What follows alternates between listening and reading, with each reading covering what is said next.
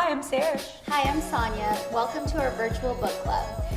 We are the Shelf Sisters, actually biological sisters who love to read and have a lot of thoughts to share. We hope you read and listen along. Follow us on Instagram at Shelf Sisters Podcast for BTS and weekly updates, and on TikTok at Shelf Sisters. We hope you enjoy. Happy Thanksgiving Eve. I hope everyone is having a wonderful time cooking and baking with their friends and family. Sarish, how are you doing? How are your mashed potatoes going? Hello. I knew you were going to ask me about the mashed potatoes. I gave you that responsibility because I had way too much on my plate. I have to make 2-pound cakes and homemade rolls and corn. You know what I'm most excited for? What? Is a pound cake after the next day. Ooh. With my coffee. I just can't wait. That's what I'm looking forward to. I'm so excited. And I always get so happy when you guys send me pictures of you eating the pound cake with your coffee. Mm-hmm. And I'll make sure it's like the most aesthetic photo that I can give to you. Thank you. Because I know you love it so much. I really do. And maybe we can post it so we can show everyone how great of a baker I am. I think so. Are you going to record the baking process today? I'm really going to try. Let's see how that goes. I mean, I'm giving you the light, so I expect you to do it. I know. I'm excited to do that. But first, we have so much to get into today. This wondrous book that we chose for the book club, The God of the Woods by Liz Moore. But, Sarish, before hearing your thoughts about it, I need to know, do you have a life update for us? Oh my gosh. Of course, before getting into the book, this is what you ask me. I am honestly just so obsessed with this time of the year. Every single morning I get up, I'm like, wow, cannot wait to step outside and it's going to be crisp, you know? Crisp and cool and perfect walking weather for you. Perfect. It's perfect. No, I have been just on a rampage of finally finishing the furnishings of the house. Only a year in, but now I'm just like, every corner looks empty to me, even though there's stuff everywhere. So that I'm just trying to make it as cozy as possible in here. I think cozy this as possible. The perfect time because it's also Black Friday, and so if there's something that you've been wanting, okay, but do you think you get overwhelmed? I can't. 100%. And honestly, I should have made a list to say this is what I need, this is where it's from. You know? Yeah, I actually think I just way too much shopping in the fall, and I shouldn't. So you're slowing your roll? I can't even go on like Aritzia.com or Reformation. I did way too much damage Not the earlier. .com. Not the .com. And I'm just staying away from it, honestly, because there's nothing I need. So I shouldn't send you anything, like no coats? No cashmere sweaters. Leave me and my bank So account out of who it. am I going to talk to about this? I don't know, but It's not you. It's not me. But speaking of the holiday time, I have my life update. No, you guys, the way you're not ready for this life update. I am so freaking pumped. I am going to the Texans versus Ravens NFL game in Houston, and I'm going to see Beyonce perform during halftime. I can't believe that I'm going. If you don't know me, Beyonce has literally been my idol since like middle school, and I love her so much, and I've attended every single concert of hers since I was in high school. But the last concert that she had in our area, I was actually getting married that week, and it just like was not possible for me to go. And honestly, I've been so upset about it. And as soon as I found out she was performing during halftime, I remember Shaquille, my husband, like played her the intro video, and I literally, my body was still and my head turned so slowly like a Chucky doll looking at him like, I know that's my girl and I've never heard her say that. Like, what is she talking about? And Shaquille was like, oh my God, she's performing at the halftime show in Houston. And so we're making a little trip of it. It's on Thanksgiving Day. Christmas Day. Oh my God, sorry. It's on Christmas Day. I'm so excited to just like drink, eat, enjoy, watch an NFL game. Be merry and watch Beyonce. Yes, and I totally forgot to mention that on our Cousins Fantasy League, Lamar Jackson is my QB, and he's the quarterback of the Ravens. And so it's just like, honestly, a triple whammy. I'm so excited. So that's my life update. When you said the Ravens, I was like, who is that? Like, what are you talking Yes, about? Sarah Where are had- you going? Sarah What had is no Of course, I know who the idea. Texans are. Who are the Texans? Houston, Sonia. Oh, What? thank God you knew that. Okay. Okay, so those were our life updates. Let's get into the summary of the book. No, the way I was not prepared to read The God of the Woods. It was like It was I phenomenal. knew. Like, I cannot believe Okay, how let's good get it was. into No, your let's thoughts. get into it. No, not even the thoughts before the summary. I don't think both of us expected it to be this intriguing from the very beginning. Like, we were hooked from the beginning. And it was so, like we said, it was a very thick book. Like, it's a little intimidating just looking at it to pick this for the book club. But never, like, in the first 20% even did I feel that it was going to be long, dragged out, and, like, just too much character development. I think from the very beginning, we were into it. No, I blinked and I was at 10%. I blinked one more time and I was at 20. It was going by so fast. And with a lot of thrillers, they set the scene, right? You know, here's Mary. She's having an affair. And then her children are doing so and so. It's just like the fluff whole, that we don't need. It literally started with the disappearance. Like, the camp counselor walked in. The bunk is empty. Where is Barbara? It just got straight into it, which is not what I was expecting, especially because in the description, there's just a lot of things going on. And so I expected more of a backstory.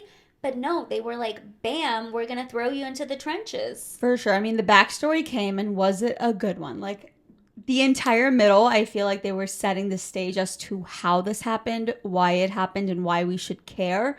And I cared a lot. I cared a whole bunch.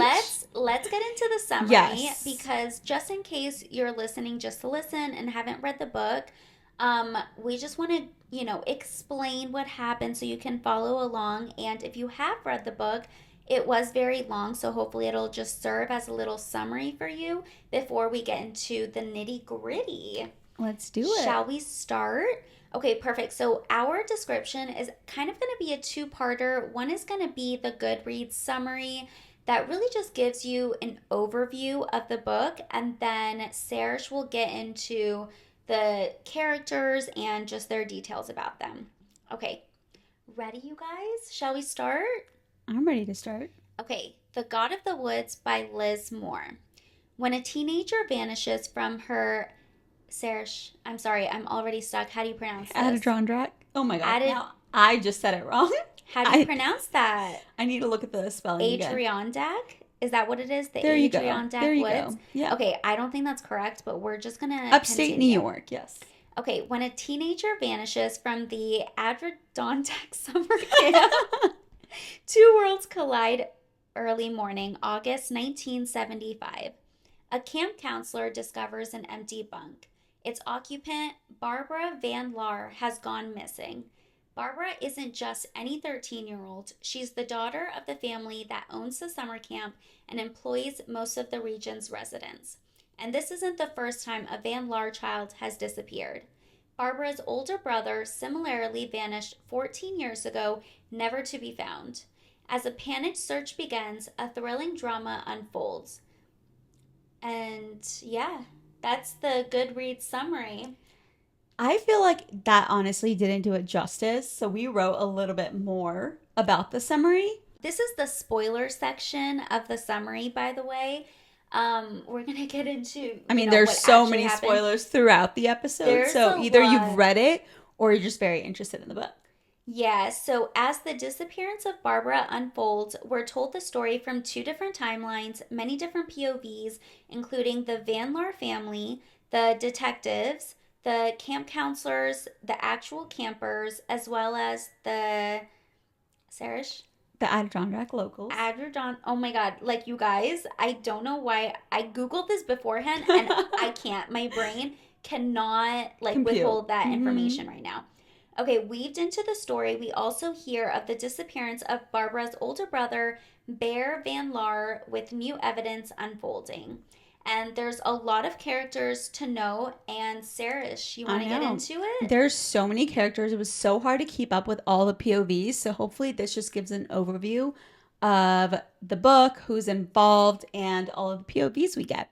So starting off with Alice, the mother of Bear and Barbara, the two disappearances that happened in the book. She's a frail, a weak sense individual in honestly all senses of the word. She's relied heavily on prescription drugs and alcohols to get through her life and get through the day.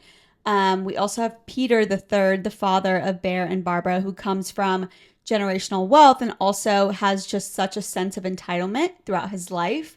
He is and was an absentee father, a husband, and basically just focused on the bank that he inherited from his family and was super into just throwing lavish parties that were weeks long.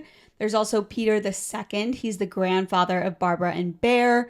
The people from the actual camp include Louise. She was the camp counselor to Barbara's bunk, and also the girlfriend to John Paul, who's a family friend of the Van Lars that comes into play pretty soon into the book as well. Yeah, so sorry, I just want to note that John Paul is like one of the elite, one of the family, like one of the rich families that are family friends with the Van Lars. Yeah, and they're actually the legal representation for all of the Van Lars businesses. So they're very well connected in that world and just super close to that family. Yeah, and Louise is the total opposite. She has like an alcoholic mother. She has to take care of her, I want to say 11-year-old brother. She dropped out of college. So very just different upbringings and backgrounds for sure.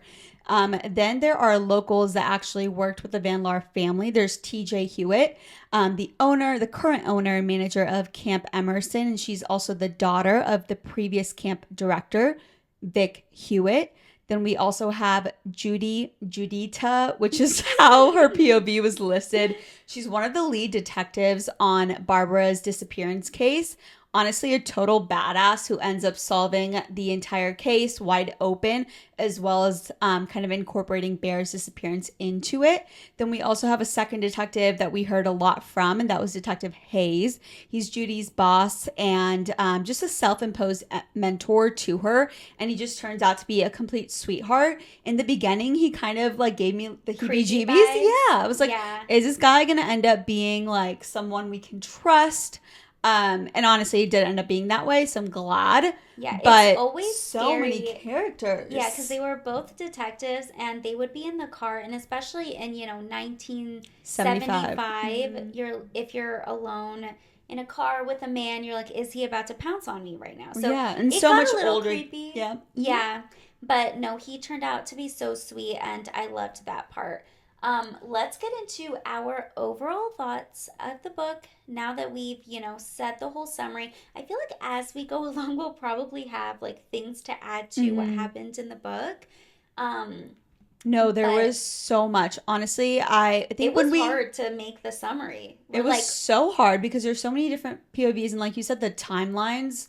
We kept going back and forth from the disappearance before Bear, during Bear's disappearance, then to Barbara's disappearance. So it was like the 1950s, 65, and then 75. No, it was 1961 and 1975, and then she would go into, it was like August 1975. Oh my gosh. September 1975. And it was, okay, I'll just start off by saying my overall thoughts. I absolutely loved this book. Now, before I get into it, I just want to say, we talk about this all the time. We DNF books left and right, can never find like good 5-star reads. And of course, with my luck, I found another 5-star mafia read right before starting The God of the Woods. Okay? And That's just your luck, honestly. Literally just my luck. I had to stop reading it at 30% because I was like, I can't finish this book and get to God of the Woods on time. And I was so upset and was thinking, what did I get myself into with this book club that now I'm stopping books that I'm like really enjoying reading? And I had a feeling that once I started God of the Woods, it would go slowly just because my mind would be with other characters, elsewhere.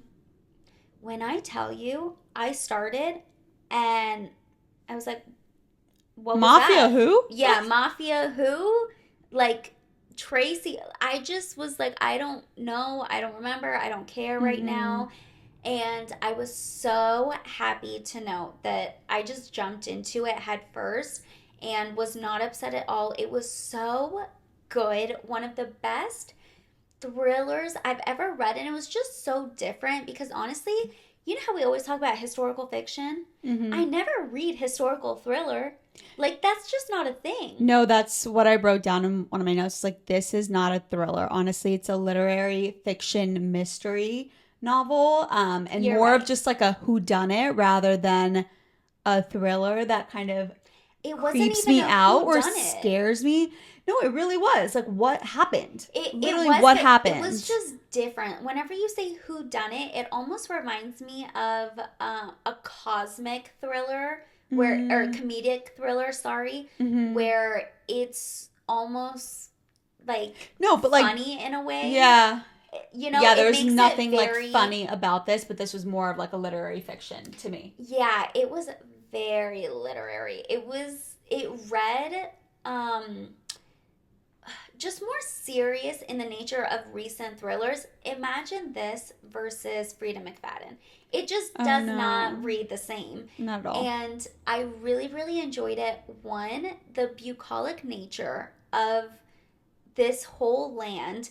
I was so impressed with how she just described everything. And you know what also I was thinking? This book is based on woods, right? And I feel like we've been reading so many books based off of what was the other book? The Heiress? The Heiress had a woodsy theme to it. No, right so in the back of in the home of I the know. estate. Honestly, I want those estates so bad with all the woods, all the trees. I'm obsessed. But so atmospheric and like the 1970s summer camp upstate New York vibes.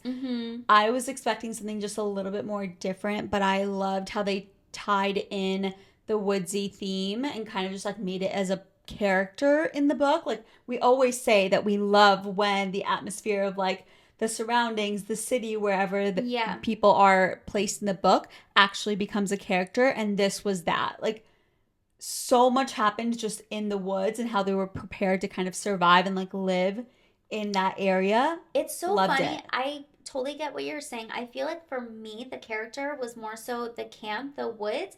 It didn't really have like a multifaceted thing. It's like you just have to be careful in the woods. For me, the camp and the estate were more so like the characters. But I really enjoyed this book. I loved all of the characters. There were so many different POVs, and I didn't mind any one of them.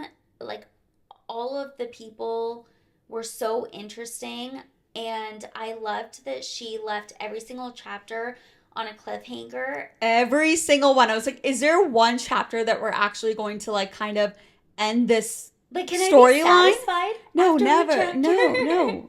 Yeah, the author was just saying, no, you can't. You're gonna stick with me until the end of this freaking book. And it wasn't even like, oh, the next chapter will kind of just like go on another POV in that same timeline. No. We were jumping back and forth. You different have to timelines. wait 2 hours. You have to wait 2 hours and then try to remember every detail of the chapter before the one that you read, that it was actually based on this storyline. So yeah, and lots happening. I will also say one of the criticisms I saw online was that there were too many characters and it was hard for people to keep track. And I usually feel the same way, but for some reason, I don't know why this time, I had zero trouble remembering who's who. I remember, had already been introduced to 20 characters. The 21st came along and I just remembered him, and I remembered all the rest of the characters she was saying too. She brought up Carl, and then she brought up someone else's name that was like the first character she had talked about, and I immediately recognized who was who. Usually if a book is like that, I'll read a name and take 30 seconds to place figure them. out exactly. But for this one, no, but you know why it was so good? Because the writing, honestly, was so clear and sharp with the details that once she kind of brought up that character again, you knew exactly what to relay that back to in terms of the plot line and what was happening in that time frame. So I think just the writing itself did it justice to become clear with like what the characters were kind of going through at the time. Yeah. I also just want to say, Oh. this was so weird to me. Let me know if you thought this. Okay. But okay, it was based in 1960s, 1970s, right? And there was a lot of storylines about like the kids and the adults possibly being gay. And I Mm-hmm. didn't look into the author's story, but literally every single person was having that experience. And I was very confused by that. Do you know what I'm talking about? Yeah. It confused me because usually in a book, it's evident, right? This guy is dating this girl, and you can easily know that's going to be a suspect. Here, everyone had every sort of tie where it made it very difficult to figure out people's motives. Mm-hmm. Do you know what I mean? No, it's because the way that it was written, every single time someone was brought up to being like tied either to the disappearance or like the cover-ups, you were like, oh, that makes total sense. I could see that tie and I could see exactly how they were involved. And so I believed it. But the what you're talking about, of just like people kind of being in the closet in that time period and bringing it up like subtly in like comments. But even bringing it up at all, are they not scared about being. But I think they brought it up to like people that either were friends with them or just in kind of like close. Who are you talking about specifically Still. that Okay, do you remember that little kid? I have his name written down. the He two was the two guys, Lowell's, friends, yeah, Lowell's friend, who basically admitted that he had a crush on on. Lowell. Oh, his name was Walter.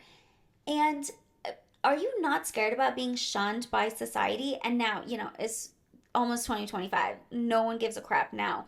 But just in that time frame, I was so surprised that she kept bringing it up. And it happened with TJ, Louise, and I think with TJ was so apparent because she her haircut. her haircut. She The grew bowl up cut? with the Van Lars, with Bear and the other kids that were family friends with the Van Lars. And from the very early age of like 12, whenever they were talking about like her playing with the kids, they said that she was different than the others. And that was like the way to describe her, just because she was kind of going through the transition of like figuring out her either Yeah. sexuality and gender. I So the way remember- that they described her was her hair and just like her androgynous like dressing and the way that she was into like more of the punky like music and just different than the other kids.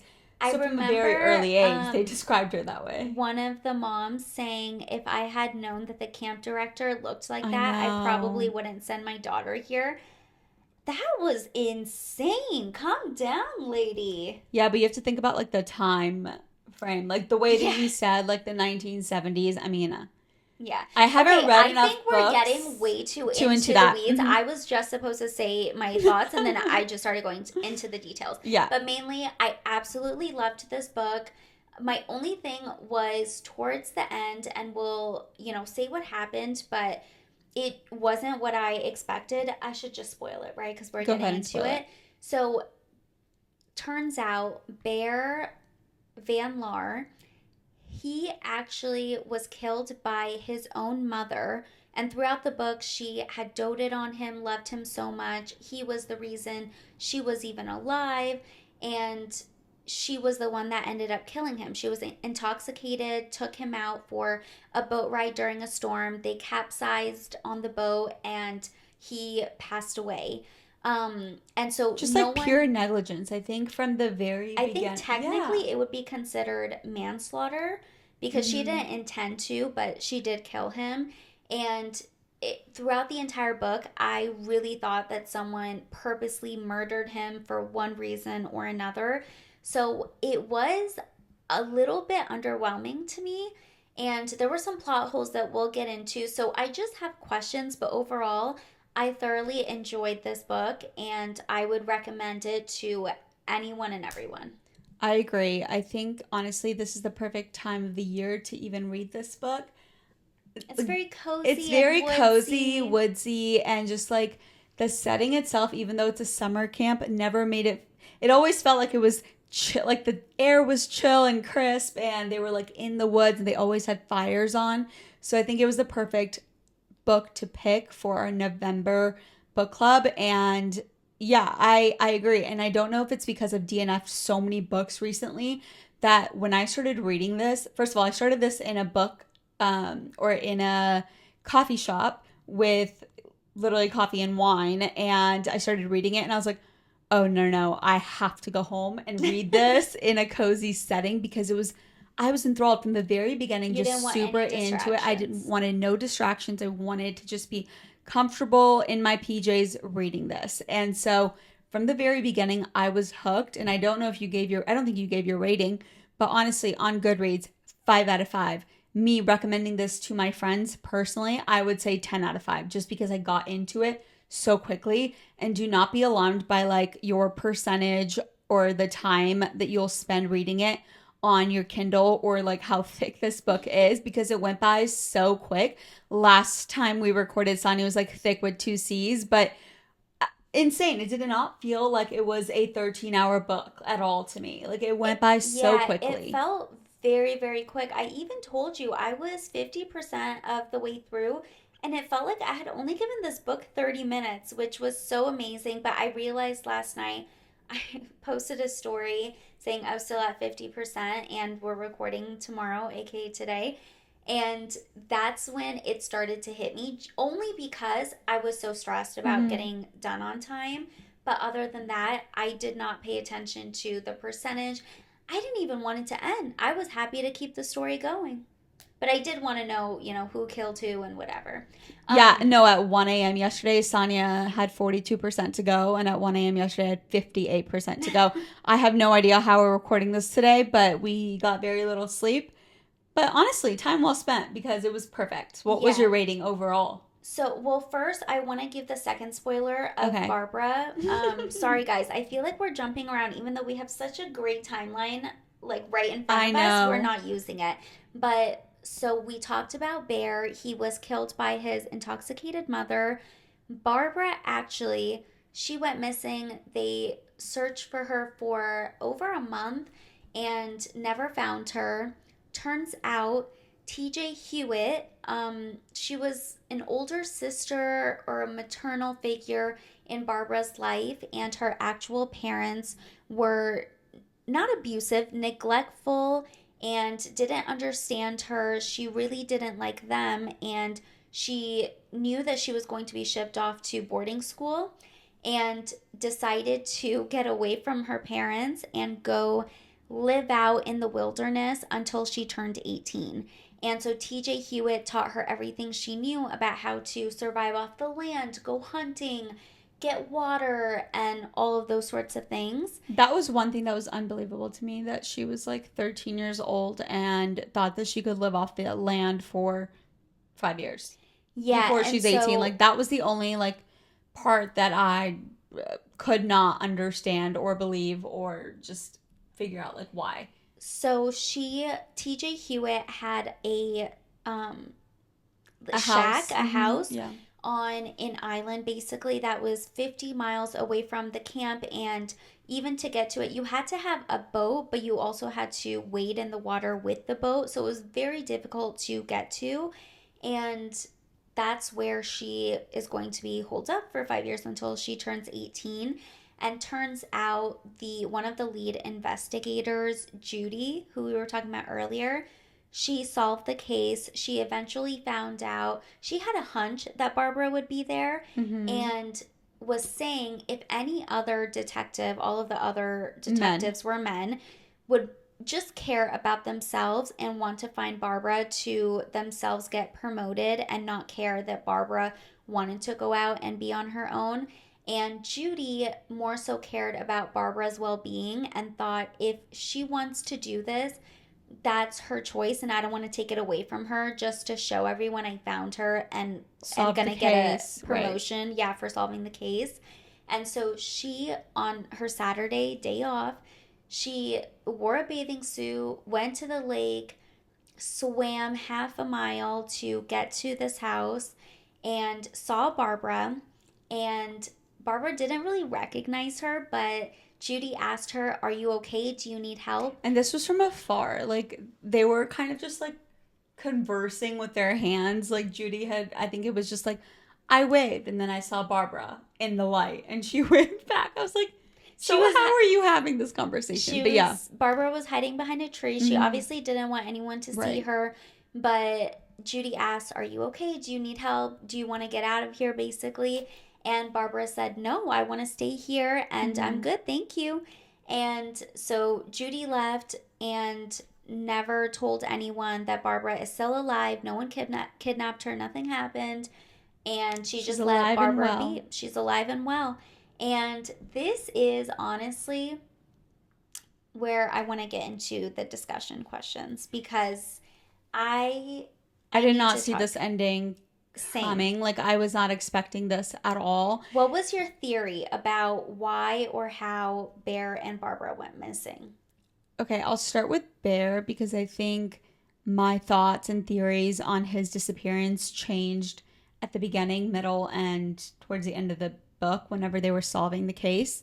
Obviously, the grandfather, which we mentioned, Peter the second, we mentioned he was one of the characters only because in Bear's disappearance, they had said he went on a hike with his grandfather, ran back home really quickly to get a pocket knife, and then never returned. So the grandfather was kind of in the story and then reacted in a way with detectives that kind of just made him seem like a culprit. Off-putting, so- dismissive, right. didn't want to answer questions. Just very dismissive, and so gave the detectives no real storyline as to like why they didn't investigate it further and just kind of like let the story go. And so that's why the grandfather was important. I think there's bits and pieces of tying him to the disappearance. And so I think towards the middle, I was like, okay, I don't know if the grandfather really has anything to do with it. And then they brought up a little story, and it was like honestly maybe 2 lines in the book, and it said the grandfather, the mom walked by the grandfather and told Bear, like, let's go on a boat ride. And the grandfather kind of butted in and said, while intoxicated, Right. like she was drunk, she was high off of prescription drugs, and everyone could tell. There were a lot of people in the room, and they all stopped in their tracks to stare at this insane woman who was but so previously in the belligerent. book, they did not make her sound. They did not make Alice, the mother, sound that way. So when this happened, I was like, oh wait, the boat ride. They We made never her talked sound, about the you're boat saying ride. they made her sound very caring towards Yes, Bear and only wanted Alice's the best chapters, for him. Alice's POV chapters honestly made it. She was honestly living for Bear. She did not care what happened to her husband, her sister, her family. Honestly, she cared only about Bear.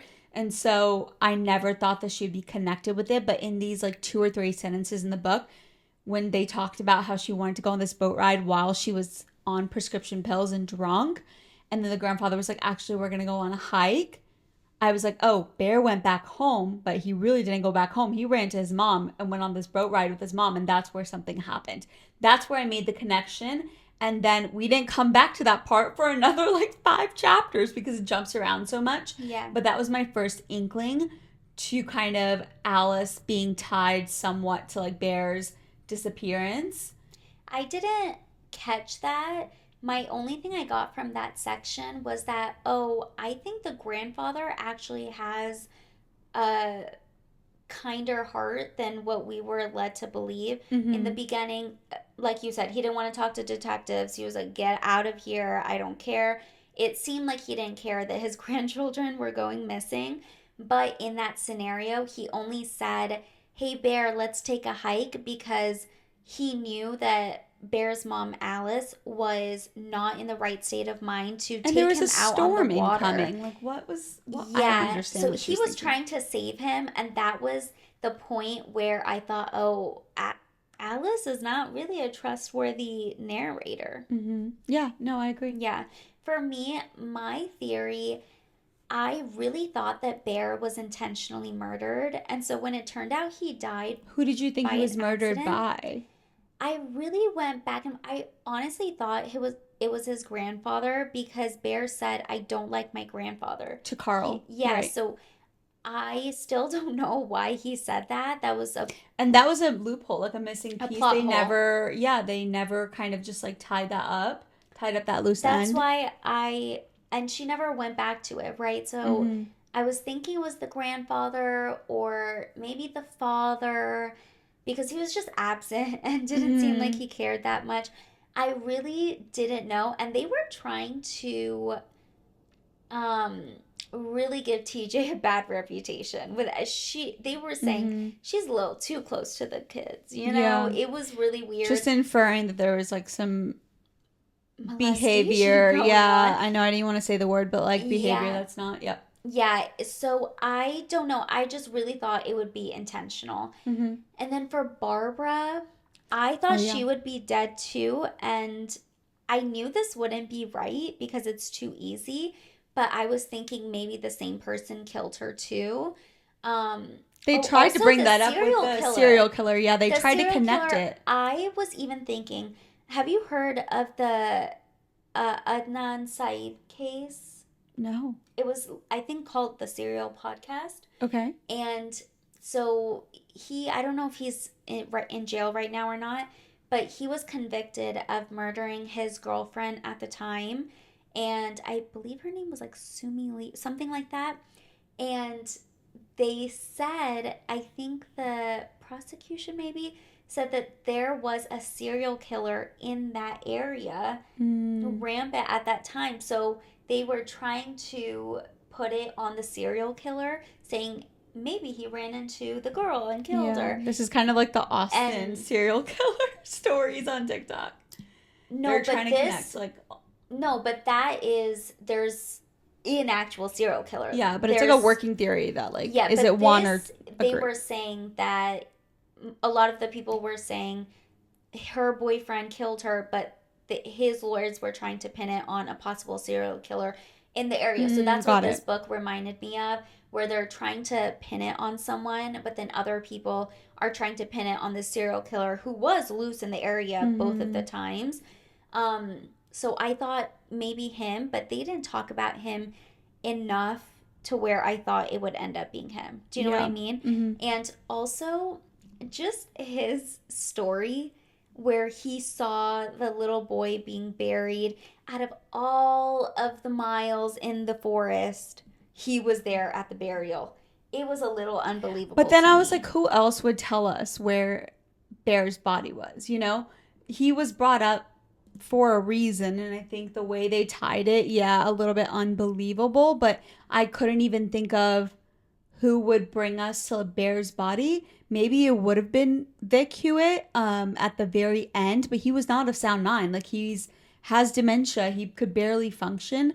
So I don't even know if he had told TJ, the daughter, where he was buried, if TJ could lead them to the exact spot because it was so Yeah, because she didn't remote. go Yeah, with, and she she didn't just go saw with the him. boat So go I think and they come brought the back. serial killer in to kind of just like tie in the story somewhat Yeah. because I don't think anyone else would have led to Bear's remains.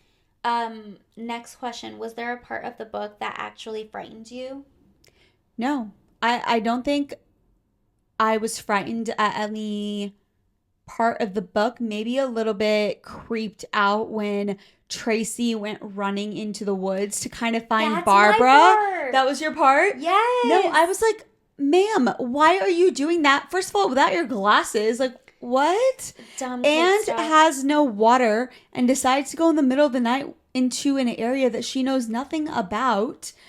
Oh, so ill prepared, has no idea like what she's doing, and I'm sorry, you're at a camp that teaches you about the wilderness, how to be safe, why you should not trust the land that you're on, and here she is just diving into the deep end to try to run after a girl that she's now known for a month.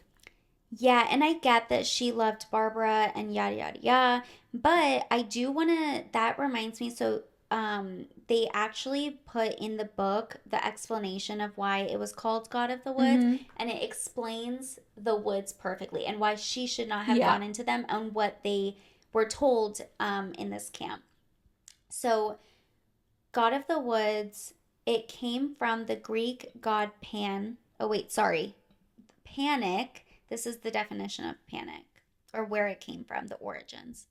It came from the Greek god Pan, the god of the woods. He liked to trick people to confuse and disorient them until they lost their bearings and their minds. To panic, said TJ, was to make an enemy of the forest. To stay calm was to be its friend. And so in the book, as soon as the campers arrived and before they even said hello, they said, if you get lost in the forest, sit down and yell. Mm-hmm. Don't keep moving. Don't keep walking inward. Sit down and just yell every 30 seconds. And so when she kept going and she said she lost the sun, she didn't take a compass, she kept getting further into the abyss, she couldn't see though. the peak anymore. Mm-hmm. And that's when I thought, you need to sit. And she wouldn't kept do going. it. And when she started getting freaked out, that's when I honestly really panicked. And when the figure in the woods put their finger up to their lips to tell her to be quiet and to follow her, I was really scared that was the serial killer. Same. That's when I thought, oh, this is how the serial killer gets tied into the book. And like, Same. Why did they bring him up, you know? And because he was he escaped from the prison at that same time. So he was just out there in the ether, in the woods. No one knew where he was, what path he was on. So it's like, oh, this is how they tie him to this story, is with Tracy, Barbara's bunkmate. And Tracy even said as she was following, and by the way, she didn't have her glasses on, so she couldn't see if it was a man or a woman. She just saw gray hair. And she was even saying, I don't know if I'm being led to safety or my demise. Mm-hmm. And I don't know what I would just sit. But it's good that she followed the figure and got out and all was fine.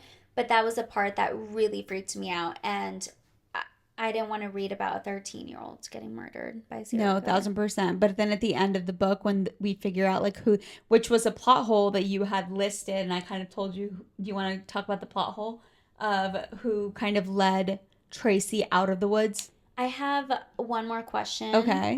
For a discussion question. Were you satisfied with the ending before we get into the plot holes?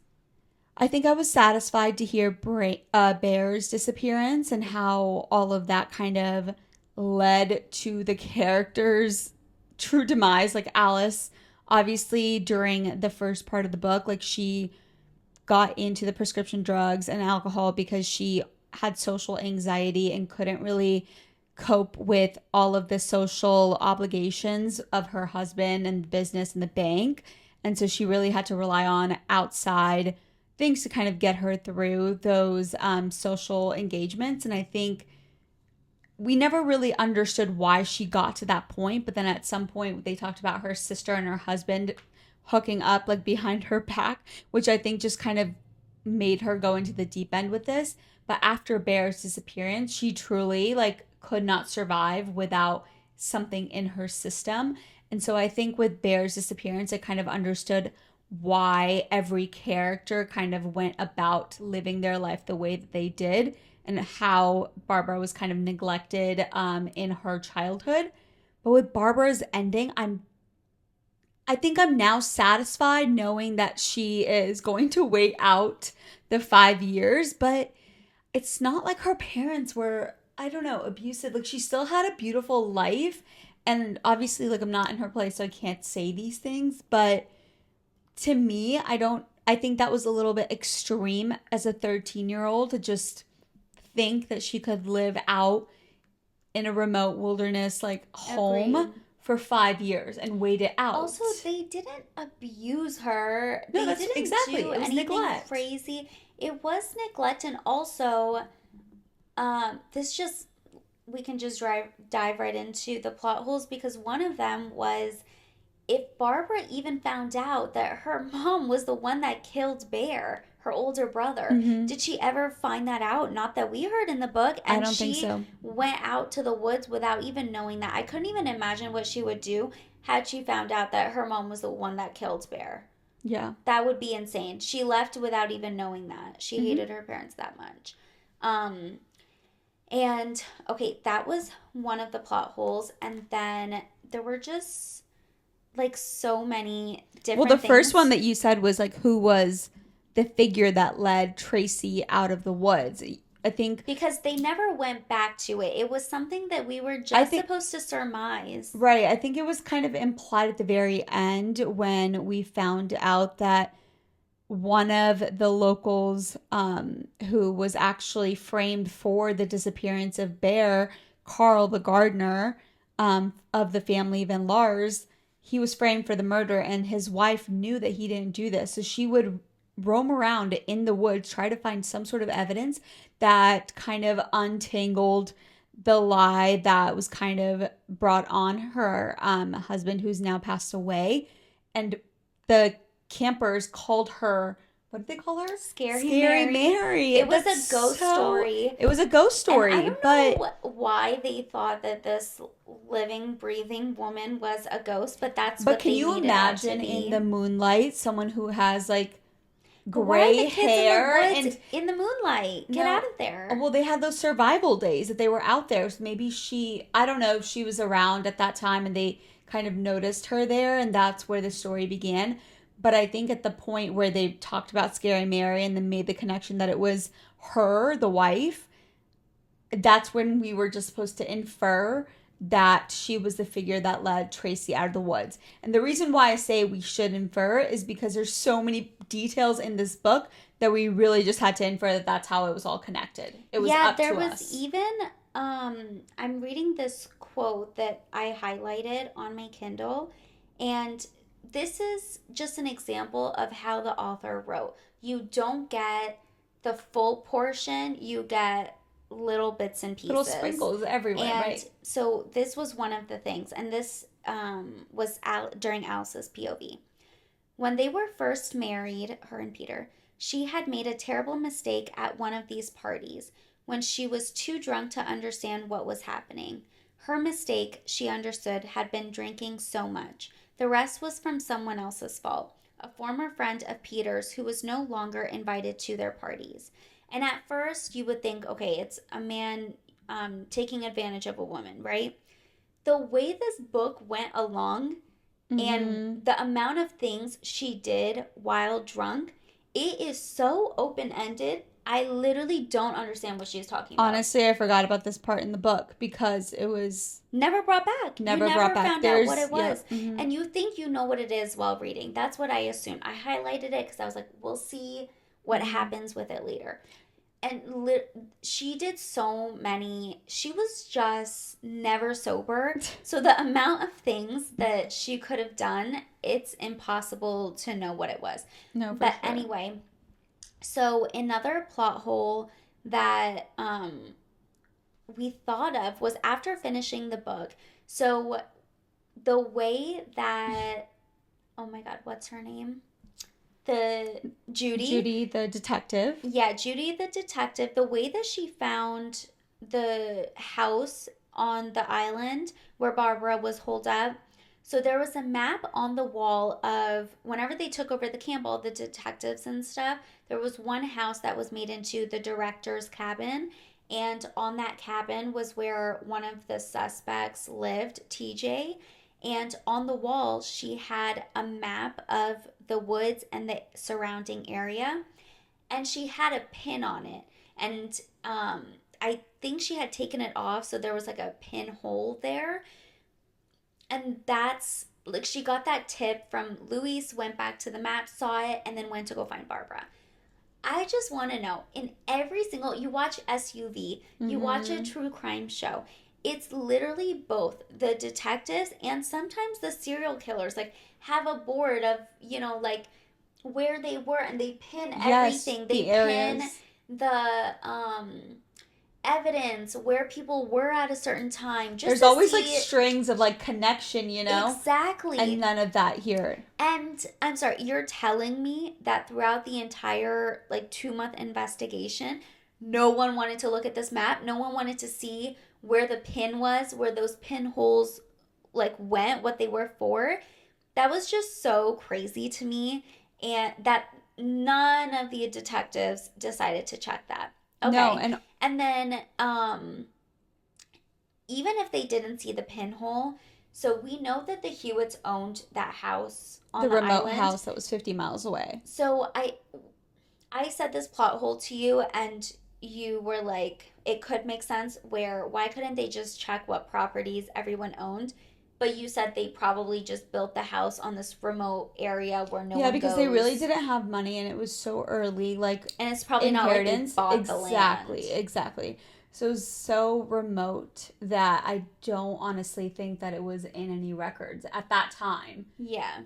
And then another one was the statute of limitations ran out for Alice killing her own son, but not the Peters, not her husband and her grandfather, who helped her cover it up. Well, they without didn't help her knowing. because she didn't know that she actually killed her son. But they still covered it up. They still covered it up. And honestly, I don't know why they covered it up because throughout the entire book, it made it seem like Peter thought Alice, his wife, was insufferable. She was not smart. She honestly was drunk and hot. She would get exactly. away from her. So this is what they said. They owned a really famous bank, and their belief system ingrained into their blood was that they cannot have one piece of negative press in the media because a lot they're of people in the business don't of trust. they're in the business of trust. A lot of people don't have media literacy. They just will see, oh, this guy's wife killed her own kid, and they don't read into it. If they saw the details, okay, it would make sense. But a lot of the people just read a headline. And so, if it were to not go their way, they would lose all of their wealth. And that's what they were protecting mostly focused on because their son was dead.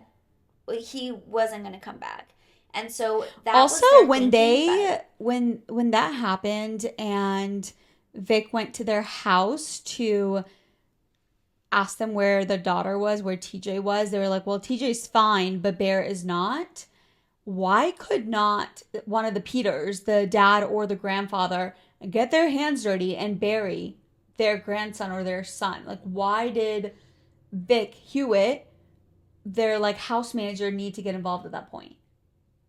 They just wanted to frame him for something, and why did he do it? But they didn't frame him. They didn't frame him, but like, was he not nervous that they would frame him later just to kind of save their side of the street? Yeah, that's what I was worried about. But he just so wanted to do anything he could to make sure his daughter had a good future. So he knew that if he helped the family, the camp would still be around when his daughter got older.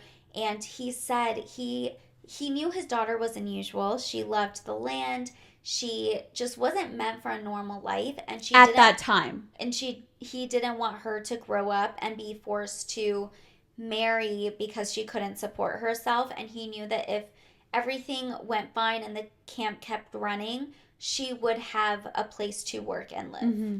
Yeah, there was like a purpose to her. Well, I think those are like all of the loopholes that we thought of.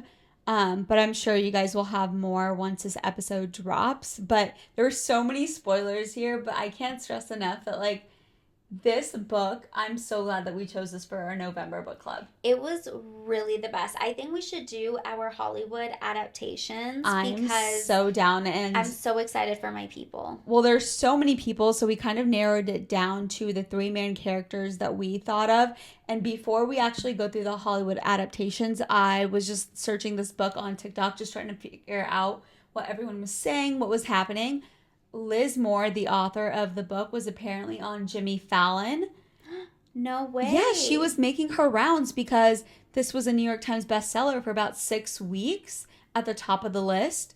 So I think she was making her rounds, and honestly, this might not be so far out from actually happening, like it becoming a book or a series. I really hope it does because... But I want them to do it justice because there's so many characters. I just don't want them to make it like convoluted, complicated with the timelines and with the characters. So if they're going to do it, I need it to be done well because the book was so well written and clear, even though there was so much happening. I think they could do it. I think the big wigs could figure it out. I honestly would be so excited. And you guys know, if I read the book, I can't watch the movie and vice versa. So I honestly probably wouldn't get to it until 5 years down the road. However, I have notes about who they could hire. Should we start with Alice, our mom who honestly frail weak lady, shell of herself. Okay, so after we say weak, I don't want to like be rude and say the actress's name, but I think she could play someone like Alice so well and just look so sickly, you know? Uh-huh. Elle Fanning. She's a blonde and she looks like, because Alice was also from high society, Right. and she definitely, Elle Fanning, could pull that off. And just, I think she would do really well. Just be a very dark character and have that energy towards her. I And mean, she's she already played so it tiny. well in Netflix's, what was the series that we talked about? I don't know. Elle Fanning, she was like the disturbed wife What are you talking about? in the Netflix show. Okay, we'll come back to it. We did like a whole thing about it. Wasn't that Elle or was We that did? Dakota Fanning? It was probably Dakota. It was probably her sister. Yeah, because I haven't seen Elle Fanning in anything recently. Well, I get both her and her sister mixed up, so. I somehow have them memorized. I know. And then Wait, who's let your me say my Alice? Alice. Jennifer Lawrence. She could play anyone, I could see that. but I think her playing like a frail woman that still is, because they said she was pretty from the very beginning. Like that is all that people kind of commented on her about, but it wasn't that her beauty really stood out. But I think Jennifer Lawrence, like although beautiful, but I think she could play that part, downplay her beauty, but also just make it seem like she's sickly on substances and just play the part well. Because I think she does anything well, but her as like a blonde, pretty woman, I think she could do that. That would be really good. I love Jennifer Lawrence. She's been looking so fabulous. Her in the row, everything. I know that people think it's boring, but I think she's pulling it off so well. And the fitting of everything that she's doing is so impeccably just altered, styled. It's perfect. Just love her face and her hair. I think it's her hair. I think Recently, it's her face. that she, yeah. But yeah, she looks so pretty right now, but yeah. No, that's what I'm saying. She yeah. looks beautiful. Okay, Judy, one of the lead detectives, she is, I want to say, in her mid-20s, and she's very headstrong and coming into herself and seems like more of a serious, smart person. And someone that I thought would play her so well was Elizabeth Olsen, Mary-Kate Ashley's younger sister, the actress. And I believe she's brunette, and she just gives that same energy.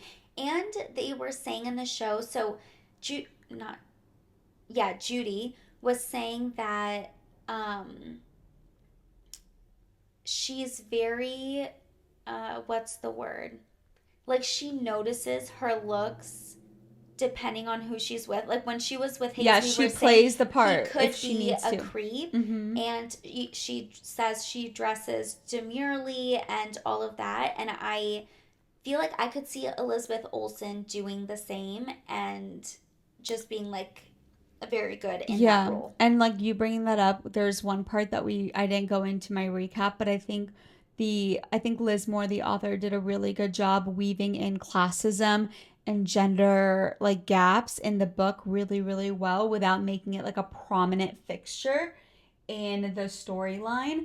And so for my Judy and her like kind of downplaying her looks, Abigail Spencer, do you know who that is? I'll show you a photo because I have it pulled up. But she was on Suits. Like she's a little bit. Isn't she like 40 something? Yeah, she is. But when she's supposed to be mid-20s. I know, but I'm saying like her in her 20s, like she has a very like, even in the characters that I've seen her play, and it's always like in certain sort of like law area that she plays, like in Suits and SUV type.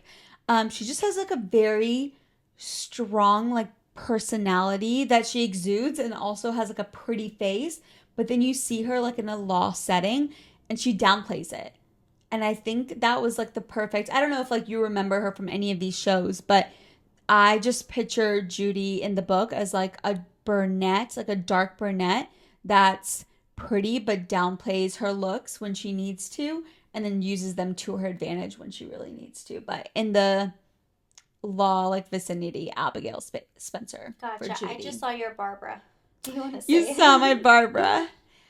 Okay, for Barbara, I had to look this up because I don't know any child actors, and Barbara in the book was 13, I believe, and the only thing I came up with was Millie Bobby Brown. I just want to say she's like 23 now. She's 23 now, but she always, when she played like big characters, she was a lot younger in those TV shows. But I think I don't know where I saw this, but she's obviously stunning and has like brownish, blondish hair. What is that called? Blonde hair.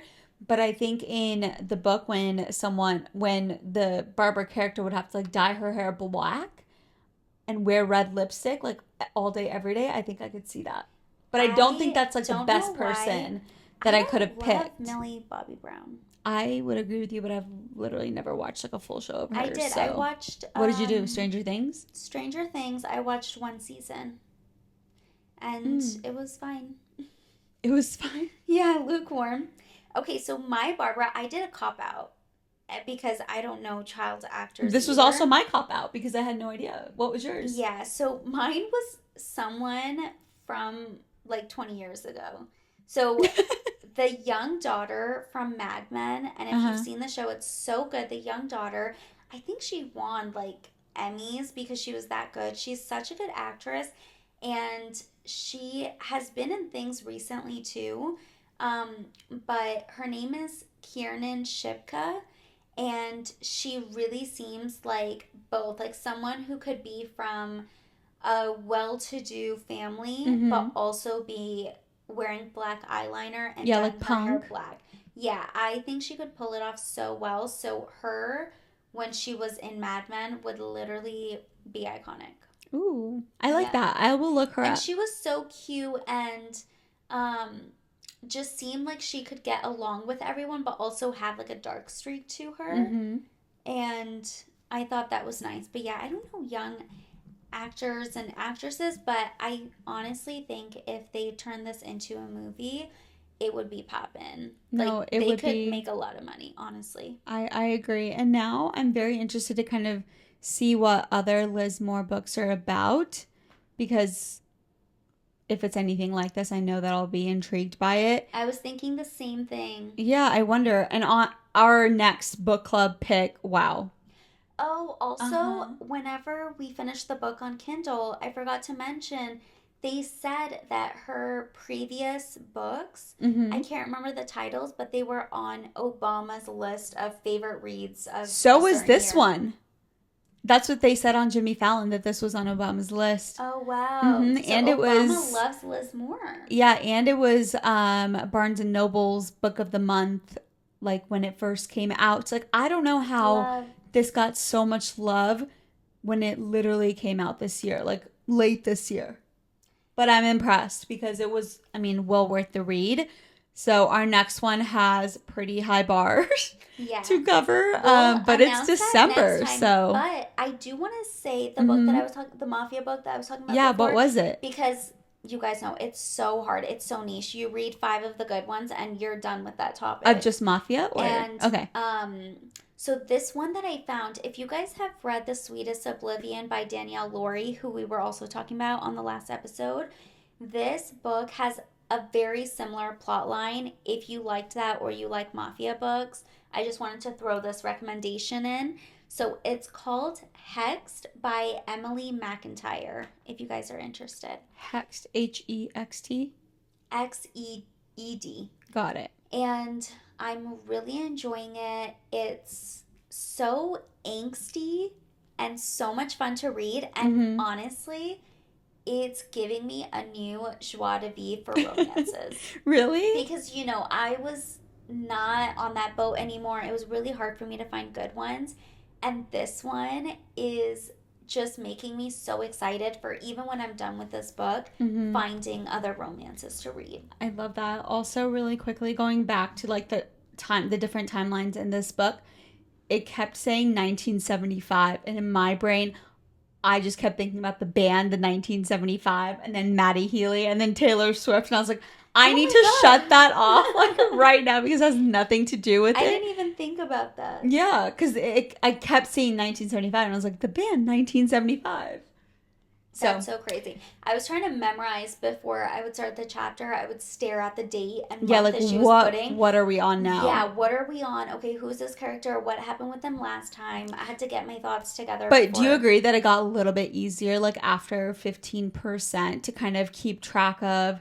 No, it was easy page 1, but I just had to memorize, like, okay, what part am I reading? So going forward, I know this is what happened during In that this timeline. Year. Yeah. Get acquainted with it.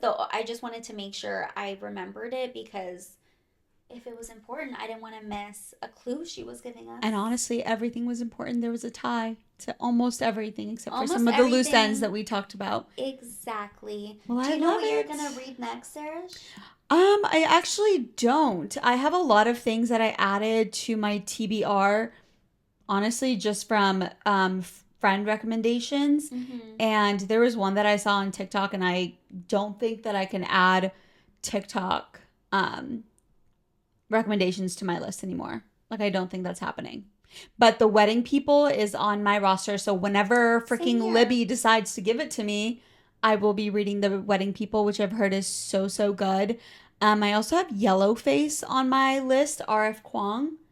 Mm-hmm. That one's on my list. But honestly, like, nothing that is giving me winter vibes right now, and I just want to sit in front of the tree one of and my Christmas books. Remember, I tried last time and I had to DNF it, and you said you only tried one. I gave you multiple, and you only tried one. Yes. That's disrespectful to me That's I'm the Christmas book queen. That's true. Honestly, give me a non-cheesy one and I really will read it. Here's the thing with Christmas books. They're all cheesy. They all have a little bit of cheese in them. You gotta push through, and your heart will warm towards the middle. And that's Since we're not recording this on YouTube, you guys don't know the face that I just made at Sonia. I was giggling. Oh my here. gosh, we should have said this at the beginning. Know. But this is an audio-only episode. We are working on getting the studio, the dungeon together. Shout out to Sarish for lending the Shelf Sisters her extra bedroom. For sure. And we honestly want to try out the sound in here as well. So if you guys have any feedback about how this sounds, let us know. Yeah, if it sucks in here, then we probably shouldn't build it. So. Yeah. Trial and error here, guys. Yes. We're still new to this, but let us know your thoughts about The God of the Woods by Liz Moore. Let us know if you also gave it a 5 out of 5 on Goodreads like Sonia and I did. And if you have recommendations for our December book club pick, we are happy to hear them all. Yes, and just to let you guys know, our next episode will be releasing December 12th, and that will be a Christmas bookish episode. So we won't have a single book that we talk about. Honestly, on that episode, I will have a major list of Christmas book recommendations. Well, before that episode, I also think you need to add some sort of a list to our Instagram and TikTok 100%. because I think everyone is already in the mood now to get cozy, get reading some fun, sweet Christmas books. And yes, you are the queen of those recommendations. So I think you should start adding them girl. to Instagram and TikTok now. Yeah, I'll definitely post about that, but I want to talk like more in depth about them on our Christmas bookish episode. So watch out for that. And then on that episode, we'll also talk about the book that we'll be choosing for December. I love it. But until then, if you're not following us, make sure you are at Shelf Sisters Podcast on Instagram and Shelf Sisters on TikTok. Thank you guys. We're so thankful for you. So thankful for you. And happy Thanksgiving. Hope you enjoy your day, your weekend. And until next time, goodbye. Bye.